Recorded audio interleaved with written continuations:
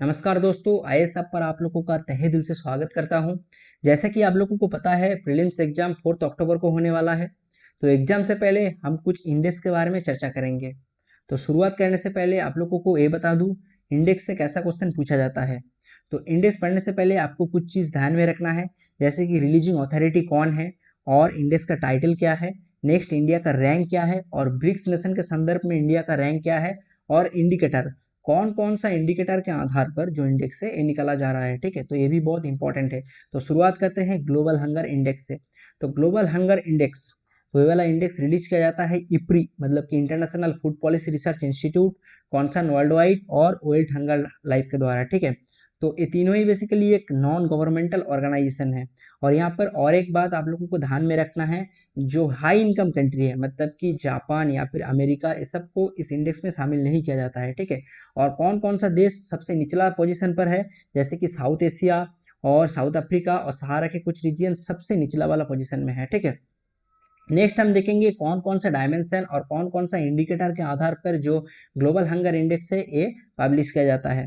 तो पहला जो डायमेंशन है वो है इनएडिक्वेट फूड सप्लाई, नेक्स्ट डायमेंशन है चाइल्ड मोर्टालिटी और जो थर्ड डायमेंशन है वो है चाइल्ड अंडर न्यूट्रिशन। और इंडिकेटर कौन कौन सा है, इंडिकेटर पहला जो इंडिकेटर है वो है अंडर नरिशमेंट। अंडर नरिशमेंट का मतलब क्या है, मतलब नारिशमेंट के लिए जो सामान चाहिए वो नहीं मिल रहा है। ठीक है, तो इसको कहा जाता है अंडर नरिशमेंट। नेक्स्ट है under 5 mortality rate. Under 5 mortality rate क्या है, 5 साल से कम उम्र के किसी बच्चे का जब मृत्यु हो जाता है उसको कहा जाता है अंडर 5 मोर्टेलिटी रेट। नेक्स्ट है वेस्टिंग और स्टंटिंग। तो वेस्टिंग और स्टंटिंग यूपीएससी प्रीलिम्स पर्सपेक्टिव से बहुत इंपॉर्टेंट है। वेस्टिंग क्या है, वेस्टिंग है पर्टिकुलर एज के लिए बच्चे को जो वेट होना चाहिए तो उसी को देखा जाता है वेस्टिंग में। ठीक है, तो अगर वो पर्टिकुलर इंडेक्स से कम हो रहा है तो यहाँ पर कम नंबर मिलेगा। और स्टंटिंग क्या है, स्टंटिंग है हाइट फॉर एज, एक पर्टिकुलर एज के लिए कितना हाइट होना चाहिए यहाँ पर वो देखा जाता है। ठीक है, नेक्स्ट हम देखेंगे इंडिया का रैंक क्या है। देखिए 2010 में इंडिया का रैंक था 95, अभी वो रैंक घट के हो गया है 102। और इंडिया का जो स्कोर है वो है 30.3, मतलब कि हम सीरियस कैटेगरी के अंदर आ रहे हैं। ठीक है, और जो चाइल्ड वेस्टिंग का जो रेट है ये भी बहुत हाई है। और इस रिपोर्ट पर ये हाईलाइट किया गया है, despite of clean India campaign open defecation is still practice, मतलब क्लीन इंडिया कैंपेन के बावजूद जो ओपन डेफिकेशन है ये अच्छे तौर पर प्रैक्टिस किया जा रहा है। नेक्स्ट जो यहाँ पर इंडेक्स है वो है state of food security and nutrition in the world. ये वाला रिपोर्ट पब्लिश किया जाता है एफएओ, आईएपीडी और यूनिसेफ और डब्ल्यूएफपी और डब्ल्यूएचओ के द्वारा। यहाँ पर हम देखेंगे एफएओ, आईएपीडी और डब्ल्यूएफपी का हेडक्वार्टर कहाँ पर है। तो एफएओ, आईएपीडी और डब्ल्यूएफपी का हेडक्वार्टर है रोम, इटली पर। ठीक है, और यूनिसेफ का हेडक्वार्टर कहाँ पर है, यूनिसेफ का हेडक्वार्टर है न्यूयॉर्क सिटी पर। और वर्ल्ड हेल्थ ऑर्गेनाइजेशन इसका हेडक्वार्टर है जिनेवा पर। नेक्स्ट जो यहाँ पर जो रिपोर्ट है वो है ह्यूमन डेवलपमेंट रिपोर्ट। तो ह्यूमन डेवलपमेंट रिपोर्ट पब्लिश किया जाता है यूनाइटेड नेशंस डेवलपमेंट प्रोग्राम के द्वारा, यूएनडीपी बेसिकली। ठीक है, तो इस साल टाइटल था beyond income, beyond averages, beyond today और inequalities in human development in the 21st century. ठीक है, तो पहले साल इंडिया का रैंक था 130, अभी एक स्थान ऊंचा गया है, अभी एक स्थान ऊंचा गया है और रैंक है इस साल 129। ठीक है, तो आउट ऑफ 189 कंट्रीज इंडिया का रैंक है 129। तो सबसे पहला पोजीशन पे है यहाँ पे नॉर्वे और सबसे निचला वाला पोजीशन पर है बुरुंडी। ठीक है, जब ह्यूमन डेवलपमेंट इंडेक्स के साथ हम जब इनइक्वालिटी टर्म जोड़ देते हैं तब इंडिया का रैंक हो जाता है 130। ठीक है, मतलब कि इंडिया में इनइक्वालिटी बहुत ज़्यादा है। तो कौन कौन सा पैरामीटर के आधार पर जो एचडीआई है वो निकाला जाता है, यहाँ पर देखिए life expectancy at birth, average educational level और स्टैंडर्ड ऑफ लिविंग। ठीक है, नेक्स्ट है वर्ल्ड इकोनॉमिक आउटलुक। तो वर्ल्ड इकोनॉमिक आउटलुक रिलीज किया जाता है इंटरनेशनल मॉनेटरी फंड के द्वारा। तो अभी आप लोग ये बताइए, जो इंटरनेशनल मॉनेटरी फंड है, इंटरनेशनल मॉनेटरी फंड से जुड़े एक महिला का नाम अब बताइए जो अभी इंटरनेशनल मॉनेटरी फंड की चीफ इकोनॉमिस्ट है। तो मैं ही बता देता हूँ, तो इंटरनेशनल मॉनेटरी फंड के चीफ इकोनॉमिस्ट है गीता गोपीनाथ। ठीक है, तो इंटरनेशनल मॉनेटरी फंड के द्वारा ये एस्टिमेट किया गया था इंडिया का जो ग्रोथ रेट है वो घट के 7% से हो गया है 6.1%। ठीक है, और उसके बाद कोविड 19 के बाद जो ग्रोथ रेट है फिर से एस्टिमेट किया गया था और बताया गया है 2020 में जो ग्रोथ रेट है वो होगा 1.9%। और यहाँ पर जो ग्लोबल रिसेशन है ये भी देखा जा सकता है। नेक्स्ट हम देखेंगे वर्ल्ड बैंक के द्वारा कुछ रिपोर्ट के पब्लिश किया गया कुछ रिपोर्ट के बारे में।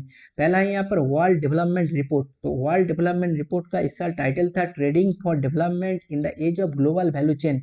अब आप समझेंगे ग्लोबल वैल्यू चेन क्या है। देखिए एक बाइक को फिनलैंड में असेंबल किया जा रहा है और बाइक का पार्ट्स आ रहा है कहाँ कहाँ से, इटली से आ रहा है, जापान से आ रहा है और मलेशिया से आ रहा है, ठीक है। तो असेंबल करने के बाद बाइक को एक्सपोर्ट किया जा रहा है इजिप्ट में, ठीक है। तो इसी को कहा जाता है ग्लोबल वैल्यू चेन। तो अभी देखा जाता है जो पूरे विश्व में जितने भी व्यापार होता है उसमें 50% कॉन्ट्रीब्यूशन जो है वो है ग्लोबल वैल्यू चेन का है। नेक्स्ट है ईज ऑफ डूइंग बिजनेस, सबसे इंपॉर्टेंट रिपोर्ट है, ठीक है। तो ईज ऑफ डूइंग बिजनेस जो इंडेक्स है ये पब्लिश किया जाता है वर्ल्ड बैंक के द्वारा। तो पहले साल हमारा रैंक था 77, अभी ये घट के हो गया है 63rd, ठीक है। तो इस साल इंडिया का जो रैंक है वो है 63 आउट ऑफ 190 कंट्री। नेक्स्ट देखिए, नेक्स्ट है वर्ल्ड रिसोर्सेज रिपोर्ट।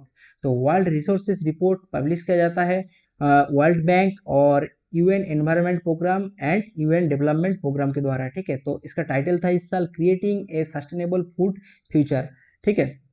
ये तो छोटा छोटा रिपोर्ट है, तो छोटा छोटा रिपोर्ट के बारे में यहाँ पर सिर्फ आपको टाइटल क्या है ये देख लेना है और किन अथॉरिटी के द्वारा इशू किया जाता है ये आपको देखना है यहाँ पर, ठीक है। नेक्स्ट जो रिपोर्ट है यहाँ पर India 2020 report, first in depth review of India's energy policy. तो ये जो रिपोर्ट है ये रिलीज किया जाता है international energy agency in partnership with NITI Aayog, ठीक है। तो इस रिपोर्ट पर ये कहा गया है India is world third largest consumer of oil, fourth largest oil refiner and net exporter of refined product, ठीक है। और renewable account for almost 23% of total install capacity, ये यहाँ पर कहा गया है।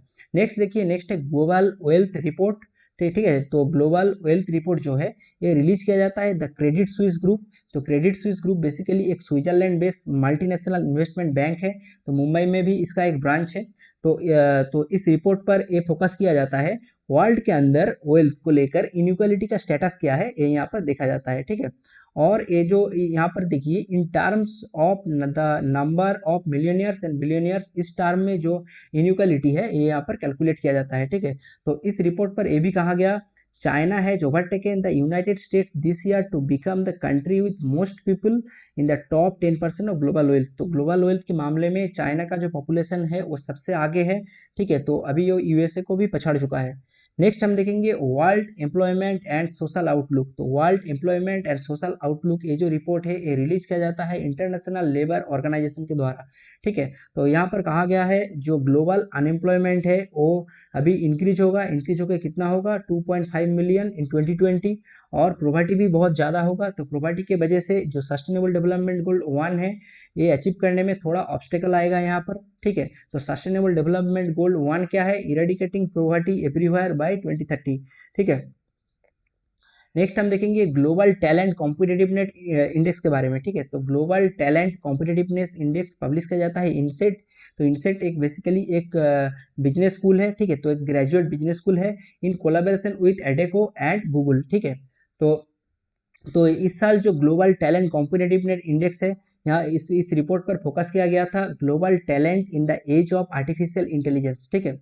नेक्स्ट देखिए इंडिया का जो पोजीशन है वो अभी है 72 आउट ऑफ 132 कंट्री, और स्विट्जरलैंड का रैंक सबसे पहला था यहाँ पर।